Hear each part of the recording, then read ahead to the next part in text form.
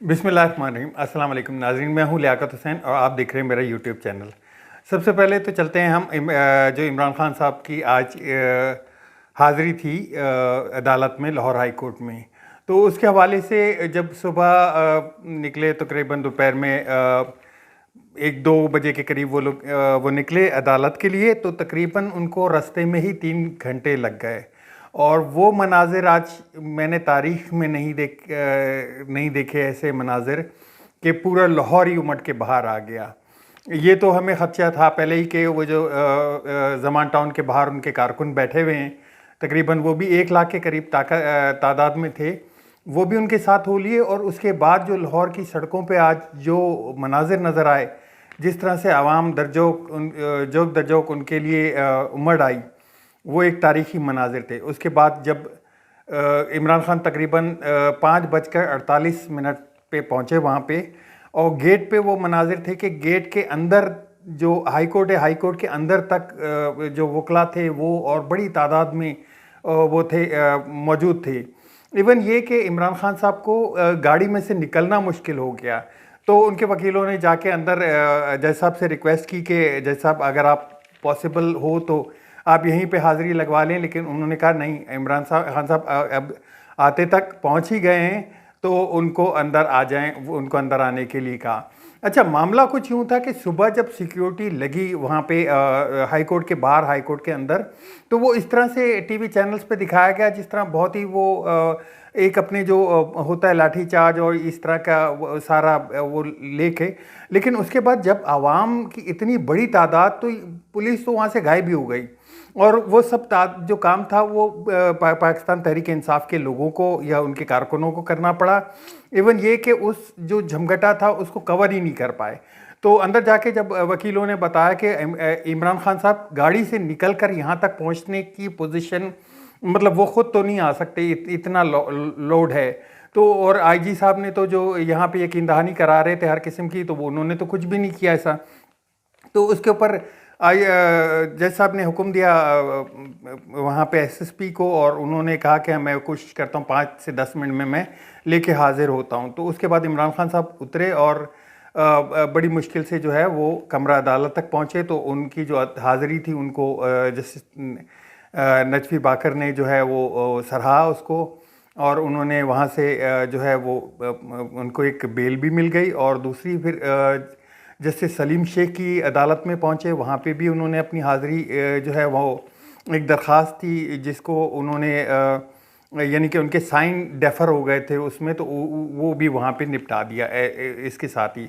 और अब तक की इतलात के मुताबिक वो अपने लाहौर जो ज़मान पार्क है वहाँ पे पहुँच चुके हैं और खैरियत से घर पहुँच चुके हैं। तो आज सारा दिन मैं दाद देता हूँ इमरान खान के साथियों को जो उस वक्त साथ खड़े थे, और जिस मुश्किल हालात में उन्होंने ये सब इंतज़ामात संभाले और उनकी सिक्योरिटी को किया। तो उनके जो साथ में जो सिक्योरिटी पर्सनल्स थे, उनके अपने ज़ाती जो कि इमरान खान साहब के साथी हैं, उनके अहमद खान न्याजी और दूसरे उनकी बड़ी खिदमत थी इसमें। सिक्योरिटी के बेहद खदशात थे। इवन ये कि वहाँ पे कई जगह पे तो उनको अपने जो जैकेट्स हैं वो उतार के शीशे के सामने रखने पड़े उनके, और उनको जो है अल्लाह ने खैर आफियत से जो है ये तमाम मामला एक तरह से निपटा दिया। अच्छा, ये हालात देखने के बाद कई लोगों को जो है उनकी नींदें ख़राब हो गई, और वो फिर टीवी चैनल पे आईं वज़ीर इत्तलात मरियम औरंगज़ेब, और जो उन्होंने फिर वो जो प्रेस कॉन्फ्रेंस थी उसकी तो उन्होंने कमाल ही कर दिया। खैर उसके ऊपर ख्वाजा आसिफ साहब का भी एक बयान आया था। ख्वाजा आसिफ साहब भी, और वही बात कहते हैं ना कि जी एक दफ़ा के जी जैसे कि आपकी तदबीरें कुछ और होती हैं लेकिन मेरे अल्लाह की तदबीर अलग होती है। मेरी अल्लाह की तदबीर जो है वो बिल्कुल उसके अलग होती है। तो आज बिल्कुल ऐसे ही मामलात हुए, हालात कुछ और देखने में सस्पेक्ट किए जा रहे थे कि जी इमरान खान साहब आएंगे और इस तरह से गिरफ्तारियां, और एफआईए जो है वो पहले से बता रही कि हम गिरफ्तार कर लेंगे। पुलिस के आईजीज अपने तरफ बैठे हुए, और जब जब झुमघटा आया वो बाकायदा इसका नहीं कि वो उनकी गिरफ्तारियां, वो अपनी गिरफ्तारियां तो छोड़ के उनकी सिक्योरिटी को भी सरंजाम नहीं दे सके। और इतना बड़ा जो मजमा था वो देख के ख्वाजा आसिफ साहब के बयान बार बार दोहराया जा रहा था। और वो जो पार्लियामेंट में उस वक्त जाके उन्होंने तकरीर की, जो कि किसी ने सुनी नहीं, मीडिया चैनल्स पे तमाम जगह जो है वो इमरान खान के जो मनाजिर थे वही आ रहे थे किसी के, और रेटिंग में भी वही थे। जब उनकी तरफ कैमरा जाता था तो रेटिंग एकदम गिर जाती थी या आती ही नहीं थी, तो उसको बंद करके उनको वही दिखाना पड़ता था जो आवाम चाहती है। तो उसके ऊपर ख्वाजा आसिफ साहब का आया कि जी इमरान, जब नवाज शरीफ साहब निकलते थे अदालतों के लिए तो 100 बंदा भी पास नहीं होता था। इवन ये कि जब उन्होंने वो अपनी एक बड़ी मशहूर मुझे क्यों निकाला वाली जो रैली की थी, तो लाहौर में उनको ये पजीराई हासिल नहीं थी।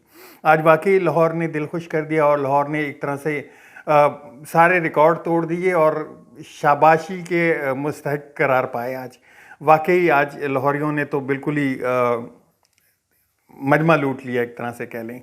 अच्छा, उसके साथ ही जाते हैं जी, जैसे कि मैं अपने पिछले व्लॉग में बता चुका हूँ कि सुप्रीम कमांडर आरिफ अलवी साहब ने जो है वो डेट अनाउंस कर दी, क्योंकि आर्टिकल 57(2) के तहत उनको ये अख्तियार हासिल है। उन्होंने अपना जो है मुशावरत के लिए ख़त लिखा था, जिसमें इलेक्शन कमीशन ने फिर वो कि जी अदालतों में मामला और ये वो करके उन्होंने इससे एक तरफ से निकलना चाहा। तो आखिरकार सुप्रीम कमांडर आरिफ अलवी साहब ने 9 अप्रैल की डेट दे दी है। 9 अप्रैल की डेट, जैसे कि मैं बता चुका हूँ कि 9 अप्रैल की जो तारीख है वो बिल्कुल ही अलग है। और इसमें तो आधी से ज़्यादा कैंपेन तो वैसे ही होगी। अगर 9 तारीख को इलेक्शन हो जाते हैं, एक तो ये रमज़ान का दिन होगा, दूसरा ये इतवार का दिन होगा, तीसरा ये वही दिन है जिस दिन इमरान खान को अपनी एक तरह से हुकूमत को से हटाया गया था। और वो तारीख़ी मनाजिर जो हमने उस रात को देखे थे कि आवाम जिस तरह निकल आई थी रोडों पे बिला कॉल दिए, जैसे आज निकली थी बिना कॉल दिए। आज भी कोई कॉल नहीं थी इनके लिए, कोई किसी ने किसी को बुलाया नहीं था, कोई कीमे वाले नान, कोई गाड़ियाँ, कोई जो है वो बिरयानियाँ प्रोवाइड नहीं की गई थी। लोग भूखे प्यासे, पानी तक का इंतज़ाम नहीं था किसी के पास, तो ख़ुद लोग अपनी मर्ज़ी से निकले थे। तो उस रात भी मर्ज़ी से निकले थे। और उस रात अब जब इलेक्शन वाली डेट जाएंगे वोट डालने के लिए, वो 9 अप्रैल भी उनके दिमागों में महफूज होगी और उसका तो भरपूर जो है जवाब मिलेगा इंशाल्लाह इनको। तो वो भी अब होगी। बेहतर ये था कि खुद डिसाइड करके डेट रख लेते, ना कि वो आरिफ अलवी साहब के हाथ में गई। तो आरिफ अलवी साहब ने चुन के वही डेट दी है 9 अप्रैल की, और ये 90 दिन का आखिरी दिन होगा या आखिरी इतवार होगी। तो ये भी उसके ऊपर है। और मैं अपने, अगर मेरे आप व्लॉग देखते हो तो मैंने आज से तकरीबन काफ़ी पहले ये बात कही थी कि मुझे अगर इलेक्शन जो है वो रमज़ान में भी हो जाए तो मुझे कोई इस चीज़ का वो नहीं है, क्योंकि रमज़ान में गज़वात भी होते रहे। रमज़ान में पाकिस्तान की जो बुनियाद है वो भी रमज़ान में रखी गई थी। तो ये भी मेरे दिमाग में एक नेक अमल है। और मैं तो इलेक्शन को ऐसे ही समझूंगा जैसे कि एक आप जहाद कर रहे हो या एक आप कौमी फरीज़ा अदा कर रहे हो, और ये कौमी फरीज़े के बराबर ही है, कौमी फरीज़ा ही है। क्योंकि इस वक्त जो पाकिस्तान के जो इन हालात में जिन माशी बहरान, सियासी बहरान, और जिस तरह से पाकिस्तान चारों तरफ से घिरा हुआ है, ये रमज़ान में अगर निकलता है तो बहुत बड़ी अल्लाह ताला की हम पे एक रहमत होगी। और इन जो चीज़ों से, इन बहरानों से छुटकारा पाए हम लोग। तो उसके ऊपर काफ़ी बहस हो गई। ये 57(2) का जो मामला है उसके ऊपर बड़ी बहस छिड़ गई एक तरह से कि जी सदर साहब जो है वो इलेक्शन की डेट नहीं दे सकते, और सदर साहब की क्या औकात है। एक तरह जो मैं आपको पहले बता रहा था कि इनका एक रुख तो अदलिया की तरफ हो गया कि अदलिया के ऊपर इन्होंने जो है वो चीखना चलाना शुरू कर दिया, तो दूसरी तरफ सदर के ऊपर भी हो गया इनका। सदर की क्या हैसियत है, वो अपनी औकात में रहें, औकात से बाहर ना निकलें, कि ऐसी गंदी ज़बान और ऐसी जो है गैर पार्लिमानी जमात जिसको बोलें कि वज़ीर दिफा इस मुँह से बोल रहे हैं कि जी सदर को क्या हैसियत है, उनको क्या डेट की पड़ गई है। और उसके ऊपर अब क्लॉज मिलाए जा रहे हैं। जैसे ये इलेक्शन से भागने के लिए क्लॉज मिलाते थे कि कभी ये आइन में नहीं लिखा, ये गवर्नर कहता था मैंने असम्बली तहलील नहीं की है, मैंने नहीं लिखी है, वो इलेक्शन कमीशन की तरफ गए। और इस बारे में वो सदर पाकिस्तान ने जो ख़त लिखा है उसमें भी उन्होंने लिखा है कि पहले आपकी सदा में आपने आईनी बहरान की तरफ धकेल दिया। उनको तो आईनी एक बहरान से वो जो आइन का एक तहफ़्फ़ुज़ का जो सरबराह है वो हैं, उन्होंने तो अपना अमल कर दिया। अब ये मुझे जो है ये मामला वो अदालत में जाते हुए लग रहे हैं, और ये अदालत में सुप्रीम कोर्ट में जाएगा, क्योंकि अब ये इंतखाबात पे आ गए हैं कि जी सदर जो है वो जनरल इलेक्शन की डेट के ऊपर बोला गया। तो जनरल इलेक्शन होता क्या? जनरल इलेक्शन ये तो नहीं है कि अब वो असेंबली डिज़ोल्व की गई है। असेंबली डिज़ोल्व करने के बाद जनरल इलेक्शन ही आता है, उसको आम इंतखाबात बोलते हैं। ज़िमनी इंतखाबात जो होता है वो तो आप सीधे सीधे बोल दें कि वो इलेक्शन कमीशन उसकी डेट देता है। वो तो 2 सीटें, 4 सीटें, 5 सीटें, 10 सीटें अगर इस तरह की खाली होती हैं वो किसी और ब्याह पे, यहाँ तो असेंबली तहलील की गई है। अब वो उस पे भी बड़ी बहस हो रही है कि ये असेंबली तहलील गवर्नर ने नहीं की, ये असेंबली तहलील वज़ीर आला ने की है, लेकिन तहलील तो हो गई है ना। ये असेंबली तहलील हुई है और बाकायदा एक इंतखाबात की तरफ जा रही है। तो इंतखाबात में जो है वो आम इंतखाबात कहलाएंगे, और अगर गवर्नर इसकी डेट नहीं देते तो फिर सदर पाकिस्तान इसकी डेट दे देंगे, और इलेक्शन तो वही 90 डेज़ के अंदर ही होना है। इलेक्शन पे कोई दो राय नहीं है। आइन की ये परफेक्ट वो वर्डिंग है कि आपको 90 डेज़ के अंदर अंदर रहना है, और अदालतें भी इस चीज़ को इस चीज़ को मद्देनज़र रखते हुए अदालतें भी इसी चीज़ के पीछे जाएंगी। जो ये अदालतों के पीछे एकदम लग गए हैं कि अदालतों के पे अटैक होना शुरू हो गए हैं। और आज जैसा कि कोई डेट भी नहीं थी, तो मरियम औरंगज़ेब साहिबा बोल रही हैं कि एक जत्था बना के, और उसको ये हैशटैग जो चलो चलो लाहौर हाई कोर्ट चलो, ये हैशटैग पाकिस्तान तहरीक इंसाफ के बने हुए नहीं थे, ये कुछ खुद साख्ता बने हुए या किसी ने बनाए। उनकी इन्वेस्टिगेशन कर सकते हैं आप लोग हुकूमत में। आप लोग जो बोलते हैं कि 200 गल्फ क्लब हैं, तो आप ही तो निगरान हैं, आप ही तो हुकूमत में। बेचें उनको, दें अवाम को कर्ज़े उतारें, अपनी जान छुड़ाएं इनसे। अच्छा, उसके साथ ही बिलावल भुट्टो साहब का एक बड़ा ज़बरदस्त बयान आया। बिलावल भुट्टो साहब कहते हैं कि आप मान लें, इमरान खान साहब को मुखातिब करते हुए बोल रहे हैं, आप मान लें आप गैर जमहूरी थे, आप हमारे साथ बैठें और मुकमुका कर लें और मिसाक जमहूरियत कर लें। और उसमें जो है उन्होंने बात की। अब मिसाक जमहूरियत की मैं आपको बात बताता हूँ। मिसाक जमहूरियत जब मुशर्रफ दौर में मुशर्रफ साहब थे 99 में जब टेक ओवर किया था, उसके बाद लंदन में नवाज शरीफ साहब गए थे बेनज़ीर भुट्टो के पास, या बेनज़ीर भुट्टो गई थी वहाँ पे, तो वहाँ पे इनके मिलके एक मिसाक जमहूरियत बन गई थी। मिसाक जमहूरियत में हुआ क्या? अवाम को ही नुकसान पहुँचा। मिसाक जमहूरियत में ये कि आप हुकूमत में आए तो मैं चुप बैठा रहूँगा, अपोजिशन नहीं करूँगा, और आप हुकूमत में आएंगे तो मैं चुप बैठा रहूँगा। ये तो मुकमुका हो गई ना, एक तरह से मुकमुका की दावत दे रहे हैं आप कि जी आए बैठे हमारे साथ मुकमुका कर लें। अगर इमरान खान साहब इस मुकमुका पे आते हैं तो फिर इमरान खान साहब की सियासत, मुझे पता है कि उनकी सियासत फिर ख़त्म है, क्योंकि वो अलग सियासत कर रहे हैं, वो आवाम के लिए कर रहे हैं। आज जो लोग निकले हैं अपनी मर्ज़ी से, उनके लिए इमरान खान साहब ने कुछ किया है। अब ज़रूरी नहीं है कि उनको नौकरियां बांट दी, ये बांट दी, वो गैर इसके बगैर ये काम नहीं करते वो। तो उनको कुछ ना कुछ मफाद तो मिला है, कुछ ना कुछ फ़ायदा तो आवाम को पहुंचा है। जैसे वो अपने बयान में कहते हैं कि मैं रिस्पॉन्सिबल हूं 220 मिलियन पीपल का। मुझे उनको मद्देनज़र रख के अपनी जो खारजा पॉलिसी है वो डिफ़ाइन करनी है। मुझे उनके लिए काम करना है जो मेरी आवाम को जचता है, और मुझे उनकी खुददारी के लिए कुछ करना है।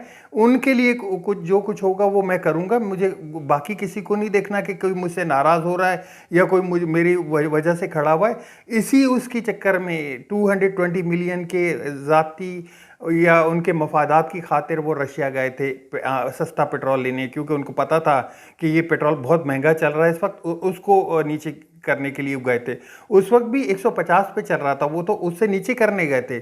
आप तो हुकूमत में आए तो आप तो 272 रुपये पे ले गए। आप तो जो अभी आपने रेट लगाई हुई है वो तो अभी आप आवाम को लग पता जाएगा कि क्या हालात चल रहे हैं। अच्छा, एक और मामला बड़ा ज़बरदस्त हुआ है। खैर वो हुआ है साइफ़र का। साइफ़र मैं आपको बोलता हूँ गाय बकाए ज़िंदा होता रहता है और कुछ ना कुछ उसको लगता रहता है। ये देखिए, मैंने आपको 3-4 केस बताए हुए हैं, वो लाजमी खुलेंगे। एक तो जो नैब के आर्डिनेंस है ना, ये वापस होना ही होना है। ये मेरा ईमान है, मैं ईमान रखता हूँ इस पर। क्यों? कोई देखें, जुल्म का कानून, जुल्म का जो वो है ना, वो चल सकता है, नाइंसाफ़ी का नहीं चल सकता। ये नाइंसाफ़ी है कि आप इतने बड़े बड़े क्राइम करके, कल मैंने एक FIR देखी है जो कि पंजाब का कोई इलाका था, वहाँ कटी हुई थी। उस बंदे ने चोरी की, 10 किलो आटा और 2 किलो घी चोरी की है, उस पर FIR कटी हुई है उसकी। हालात यहाँ तक पहुँच गए कि वो जो 2 किलो घी और 10 किलो आटा चोरी करके ले गया है, उसको तो FIR कट गई है। वो क्या करता है, इसका महल बनाना था उसने बच्चों को रोटी खिलानी थी, जिसकी FIR कट गई है। और यहाँ 1100 अरब रुपए के मामलात जो है वो निपटा दिए जाते हैं। तो ये केसेस तो वापस होने। अब जो साइफर का जो केस है वो सुप्रीम कोर्ट ने पाकिस्तान तहरीक इंसाफ और साबिक वज़ीर आज़म इमरान खान की हुकूमत हटाने के पीछे गैर मुल्की साजिश साइफर पर तहकीक के लिए जो चैम्बर की अपीलों पर समाअत जो है वो 22 फरवरी को, और इसकी समाअत कौन कर रहा है? जस्टिस फाइज ईसा साहब। जस्टिस फाइज ईसा साहब इसकी कल समाअत करने वाले हैं। इससे पहले भी ये एक दफ़ा लग चुका था, लेकिन जज ने माजरत कर ली थी, और जस्टिस फाइज ईसा साहब इसकी कल जो है वो समाअत 22 फरवरी को करेंगे, यानी कि कल ही हो जाएगी, 22 फरवरी को करेंगे। और ये दोबारा से एक दफ़ा फिर ज़िंदा हो गया है। और ये मामलात जो हैं, आपको पिछले एक व्लॉग पहले जो मैंने व्लॉग किया था उसमें मैंने आपको बताया था कि हुकूमत एक प्रोग्राम कर रही है, एक आईडी वो रखती है कि डॉक्टर आरिफ अलवी, इमरान खान और जो स्पीकर थे, अपना नाम भूल गया उनका, स्पीकर थे हमारे, उनके ऊपर जो है वो आर्टिकल 6 की तैयारी कर रही है कि जी इन्होंने असेंबली क्यों तोड़ी। तो उसका भी केस जो है ये बना रहे हैं अभी। लेकिन अगर ये साइफर, उस पर भी तहकीकात साइफर पे होंगी। अब ये तहकीकात अगर साइफर पे हो जाती हैं, ये हो जाता है, तो मामला सारा खुल के सामने आ जाएगा। अब तक के लिए इतना ही। मिलते हैं नेक्स्ट व्लॉग में मज़ीद अपडेट के साथ इंशाल्लाह।